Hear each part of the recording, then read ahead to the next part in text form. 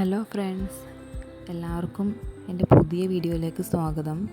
എല്ലാവർക്കും ഞാൻ താങ്ക്സ് പറയാൻ കേട്ടോ. കാരണം എൻ്റെ ചാനലിപ്പോൾ 100 സബ്സ്ക്രൈബേഴ്സ് ആയിട്ടുണ്ട്.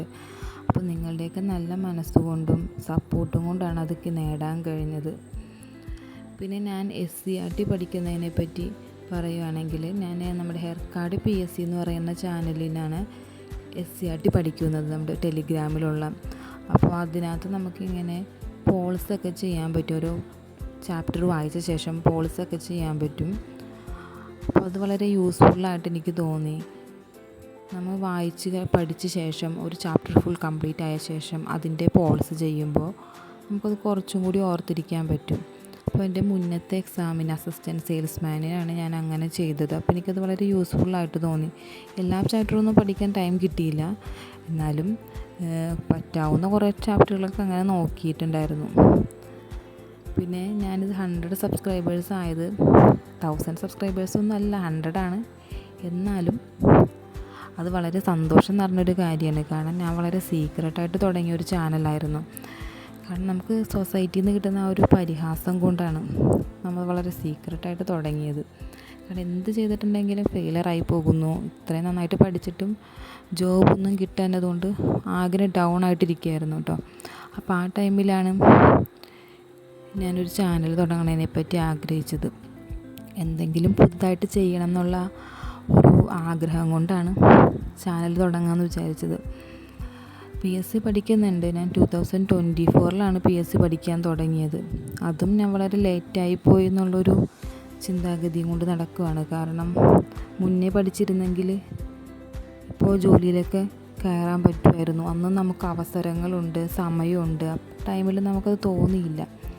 ഇപ്പോഴാണെങ്കിൽ അവസരം കുറഞ്ഞു വരുന്നു, സമയവുമില്ല ആ ടൈമിൽ.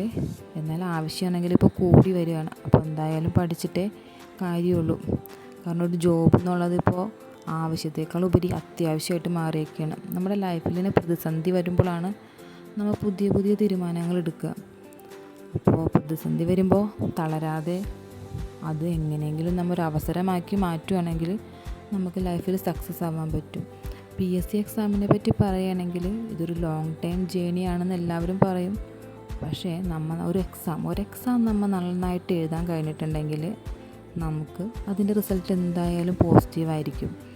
കാരണം നമ്മളൊരു എക്സാം എഴുതി അതിനൊരു നല്ലൊരു സ്കോർ വാങ്ങിച്ചിട്ടുണ്ടെങ്കിൽ നമ്മൾ എന്തായാലും നല്ലൊരു ലിസ്റ്റിൽ നല്ലൊരു സ്ഥാനത്ത് തന്നെ വരും. അപ്പോൾ പിന്നെ ജോലി ഉറപ്പായിട്ടും കിട്ടും. അപ്പോൾ ആ ഒരു എക്സാം നന്നായിട്ട് എഴുതുക എന്നുള്ളതാണ് ഏറ്റവും ഇമ്പോർട്ടൻ്റ് ആയിട്ടുള്ള കാര്യം.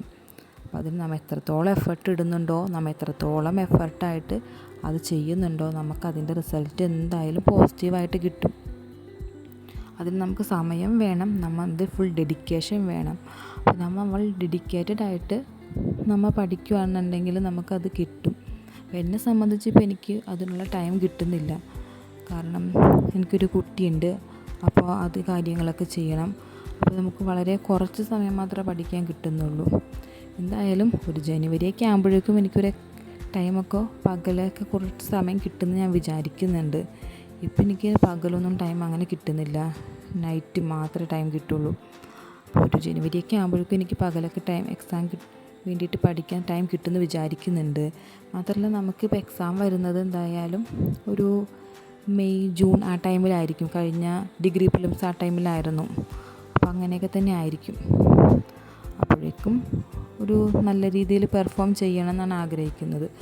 പിന്നെ നമ്മുടെ മറ്റ് എക്സാമുകളുണ്ടല്ലോ, BFA, BEFCO, LD, അതിൻ്റെയൊക്കെ വരുന്നത് എന്തായാലും ഒരു ആഗസ്റ്റ് ആ ടൈമിലൊക്കെ ആയിരിക്കും. കാരണം മുന്നത്തെ LDയുടെയൊക്കെ അങ്ങനെ ആയിരുന്നു. അപ്പോൾ അതുകൊണ്ടാണ് ഞാൻ പറയുന്നത്. അപ്പോൾ ഇത് കഴിഞ്ഞിട്ട് അതിനും പ്രിപ്പയർ ചെയ്യണമെന്നുണ്ട്. എന്തായാലും 2026 എന്ന് പറയുമ്പോൾ ഒരുപാട് എക്സാമുകൾ വരുന്നുണ്ട്.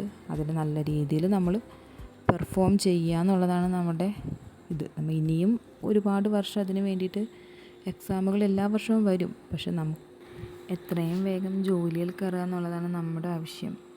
അതിനായി എല്ലാവരും നന്നായി പഠിക്കാൻ നോക്കാം.